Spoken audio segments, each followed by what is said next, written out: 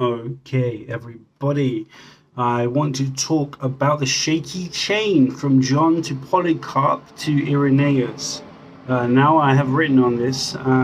It's really important for Christianity. It's the apostolic chain of succession from Jesus through John, or a John, we don't know which, the apostle, the presbyter, the elder, through to Polycarp, and then to Irenaeus as well. So it's about a 150-year period of time. You get three people. It's a shaky territory when we come to talking about this, and there are many problems with it. But it is this apostolic succession which is supposed to really concretize the church for us all, for Christians all, Orthodox and Catholic. But it is an extremely tenuous series of rustlings, faint clamorings and murmurs from history, even at the time, that we don't really know much about, and that many Christians had a lot of difficulty trying to square with themselves. We have dodgy chroniclers. We have people like Papias, who a lot of other Christians don't seem to have really trusted.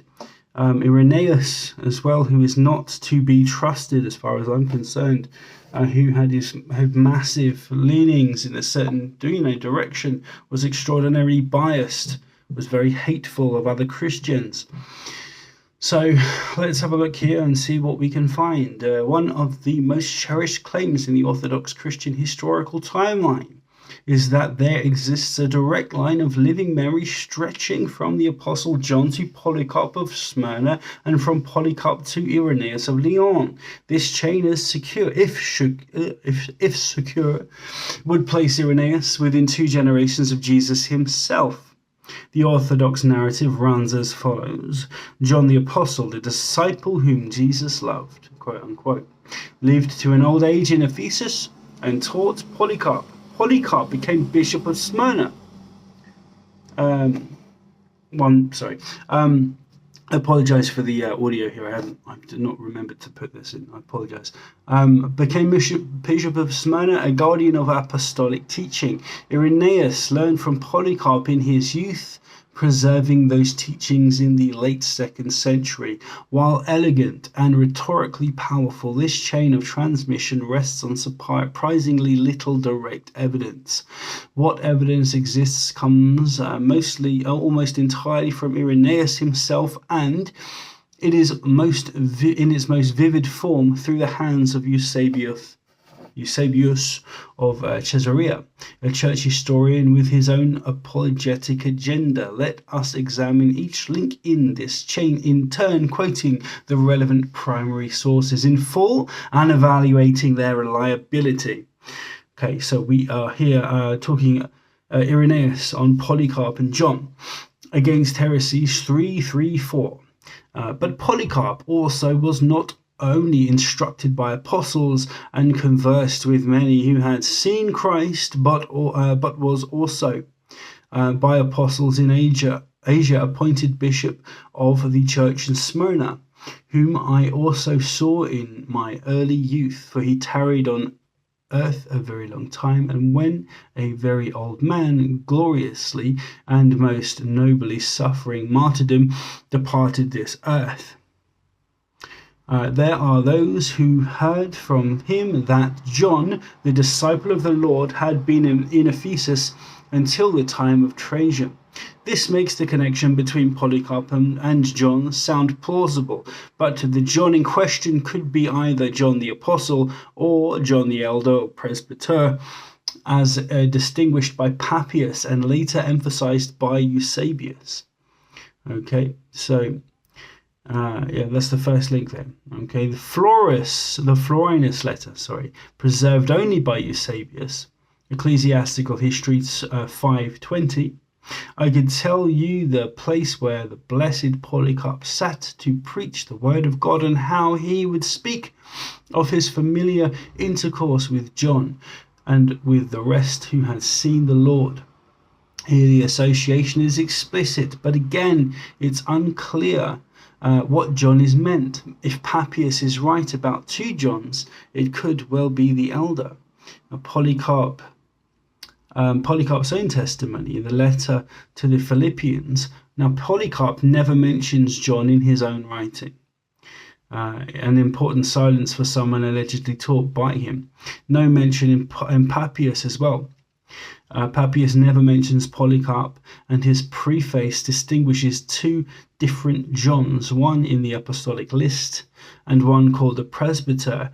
This complicates any assumption that Polycarp's John was necessarily the apostle. Okay, other confusions in patristic sources about John.